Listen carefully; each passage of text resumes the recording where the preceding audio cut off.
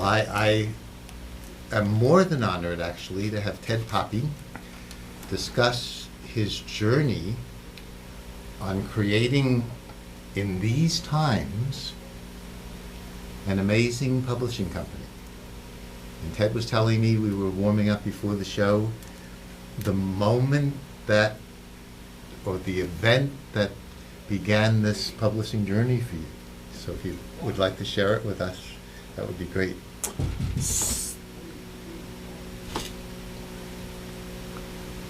Okay. So I guess the moment of inspiration for the publishing company itself came in the shower when the guides that have been guiding me for 25 years told me that I was to buy a publishing company and publish a particular book called The Inner Ramana. Prior to that, I had been looking for a publishing company to publish a children's book that a friend of mine had written called We Are One. And I had successfully found a publisher who was willing to turn his publishing company over to me, so I would have had to publish the book myself. Now, interestingly enough, and this is part of the story that you hadn't heard yet, my friend Jennifer, who also has been doing this through following guidance, actually was in the yard one day, and she got a message from her guides that said, the publishing company that will publish your book is called Illumination Arts.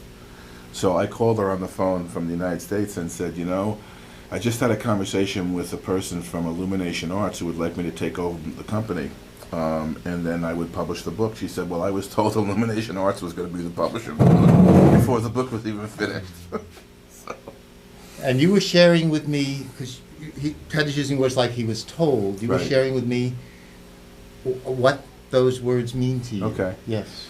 So, you know, when we were talking, there was part of this that was I sort of excluded. And excuse me if I have my eyes closed, because it's much easier for me to get in touch with the ability to tell the story in a truer way. Yes, this is Cambridge. We're beyond one of this eye-to-eye communication. We are. Very good. Okay. Yes. So the thing about it is, if I can recall, what happens is when I recall the vibratory frequency of energy that was given to me at the time the communication came, I can enter into it and it actually communicates much better. So one of the things that I didn't say was, one of the ways that I get guidance is through vision. Sometimes they drop these balls that I call rotes. And a rote is a whole ball of information that is given to me, and I'm given a key, which is like a phrase. And the phrase and when I'm given the phrase, and begin to speak about it, the ball of information, or the energy, whatever you want to call it, opens up, and I begin to understand what it is I've been given it for and how to use it. So an example of this is? An example of that actually was how to go about setting up the publishing company so that we would be out of the box in this particular time when, as you say, publishing companies tend to be closing rather than opening.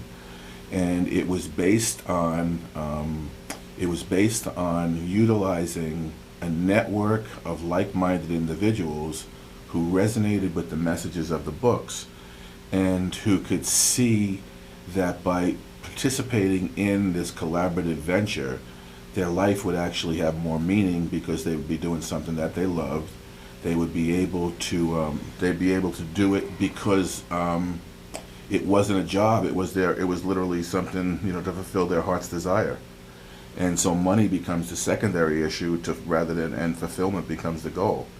So the idea is to enlist. So when they showed me how this publishing company was going to work, it was going to work based on everybody using guidance that they were given, the way I get guidance, which comes in a number of ways: voices, inspiration, these visions. Everybody involved would come together based on the use of this guidance, and everybody's guidance would be honored in the manner by which the publishing company operated. So that people who were like-minded spiritually, not because they had the same practice, but because we had the same purpose, would begin to come together and be made manifest.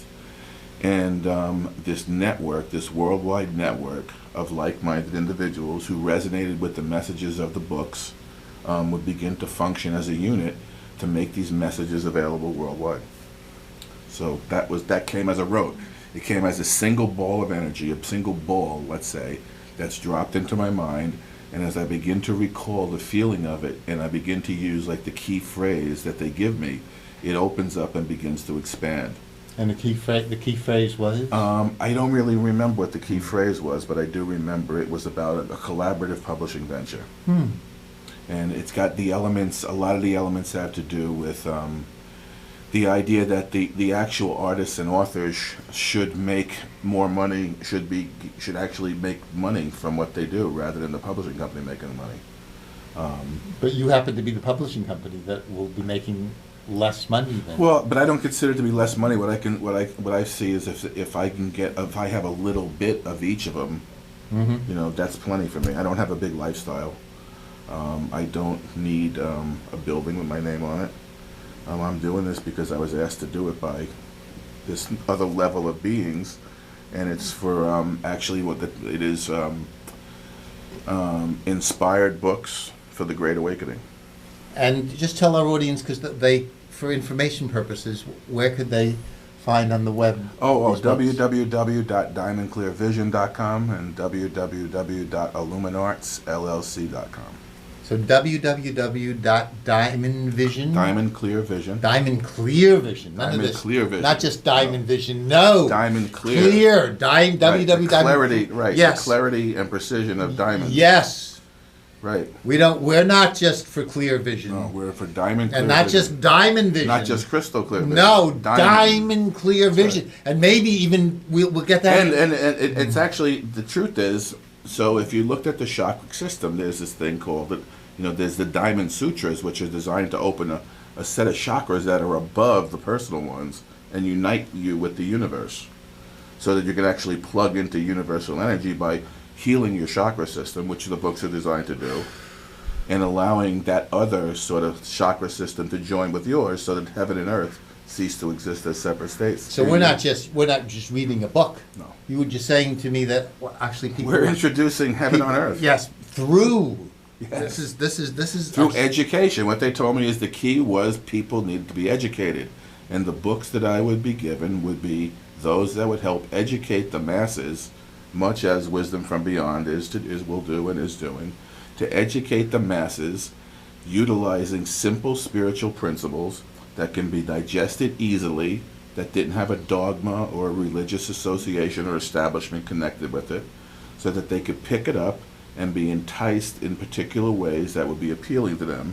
So it would be by their choice that they would actually read these books and begin to understand universal principles that will allow them to see beyond the limited scope that they've been looking into. And so this is like what people used to claim were biblical. I'm a prophet. Biblical. But you're a prophet allowing other people to be Well, we all are. a prophet that's not going to be making much profit on this prophecy. No, my prophet actually is the joy of connecting with people. Right. I mean, what I was told was this. Yeah. Oh, yes. Yes. So See, this is true. This yes. is a true story.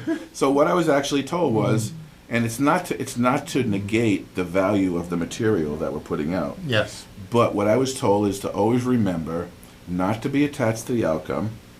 The form of the project was less important than the people who were going to come together and join miraculously and experience healing of their condition of isolation and loneliness, so that they could learn something together that they couldn't learn apart. But are we allowed to? Because I'm.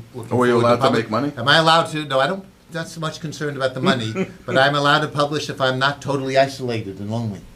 No. It's the end. It's to bring about the end of your isolation. Right. And Oh, loneliness. yeah, I'm working on it. Yes. Oh, good. Well, yeah, but look, since we've met, you're not so isolated and lonely anymore. We're sitting here arm in arm. We are. This is it.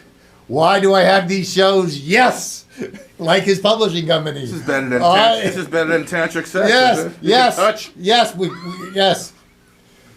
We are calling this. What are we calling this show again? We're calling it We're gonna publish Next level publishing. Next Level Publishing. But yes. So that's beyond tantric. Yes. Because this publishing, this is creating the act. Yeah, we of are it. actually. That's the truth. That's what I always remind my authors and my artists, that we are making this up together as we go along. So we don't have to bow to traditional manners of doing things. we can invent new ways to operate together that traditional means of publishing have ignored, because traditional publishers have concerns, Yes. and their concerns are always bottom lines. Yes. And the bottom line is, generally speaking, the maintenance of some sort of establishment that verifies their ego and gives them sort of what they think is gratification in the world. We have top lines, right? Now, Ted said something that endeared me. He endeared him to me, or endeared me to him. No, no. He said to me on the phone, this might surprise you after hearing all these things that he sounds like he's sure about. I don't know anything, he said. No, I don't know anything. Why don't so explain I've learned this, how to learn. Explain Okay. this contradiction. You're All right. telling us all these. Well, before you even do tell us you don't know anything, Right. save that question, because you said there are certain spiritual principles, simple, Yes. which are, Simple spiritual principles. everybody, okay, take a Okay, deep breath, let's everybody. see. Okay. Ah, see if we can get these. Now, we're not just going to be hearing these. These might connect us, just, right? Listening to them might do something to us, right? Is that true? They could. They could very well. Okay, I'm open. Okay. My best One as I of the can. most simple spiritual principles is the interconnectedness of life itself, and that all life is connected and exists in a condition of oneness. And life is actually, or creation is actually, the extension of that oneness as a collaborative venture when we work in harmony and accord with our source and each other. Oh, so we expand the one. The oneness is there, but we expand it anyway. Right. I'm a little kind of Right, confused. well, that's it. We expand the oneness. But the oneness is there. The condition of oneness. Oh, but the awareness of The it. awareness of and oneness. the being with Yes. it. Yes. Yes, the awareness of oneness. Is everyone getting that? The audience is. I can see the audience is resonating. Yes. Resonating, that's a good word. Resonating is a very good word. Yes. Resonating, which is why we like music so much. Yes. The reason why we like music so much is because, as everybody can find out if they read Wisdom from Beyond, Yes. is because music is something that you cannot see, but you absolutely know affects you. Much like spirit, you cannot see it, but it affects you. So if you can learn, if you could begin to learn and remember that there's things that you can't see that actually affect you, Yes. you could begin to trust that there's another level of something that you can't see, that we're all part of, This that web. can begin to affect The us. web. Right? Yes, and we could trust. Yes. Everyone on the web would know this now. Well, that's exactly true. Yes. And the reason why we have the web now is because the web is an outward picture of an inward condition that more and more of us becoming aware of. The fact that we're interconnected, we strive to join with others. Yes. We're always looking. Yum. Yes. We're always looking for that which is in affinity and resonates with us. Yes. And we're in accord. Now, if you took the universe as being harmony, Yes. the universe is the totality of harmony. Okay? Within the totality of harmony, all harmony must exist. So if there's a harmony here, Yes. okay, now just look at this way for a second. Okay. Yes. Say we're in harmony right here. Okay. We are. Now, Yes. okay, if we looked, if we look at it as a circle, let's say it's a circle or a sphere. Yes. If we look to the other side of the sphere, that side of the sphere would be in harmony with itself also, right? But Yes. we could decide based on our human thinking that it was actually against us because it's opposite us. Yeah. So we could think that that harmony is opposite to us, but that harmony is actually part of the totality of all harmony. So if we begin to increase the harmony that's around us, eventually we include the harmony that seems to be opposite to us. So the opposite sides, which seem to be against each other, We're joining. actually we are coming one. together. Yes. We're one. I'm going to save the question about the tsunami for a moment. Okay. Just coming attractions, but first, are there other basic principles, or are those the simple ones? Well, the principle of oneness is the oldest and most important. yes. Yes.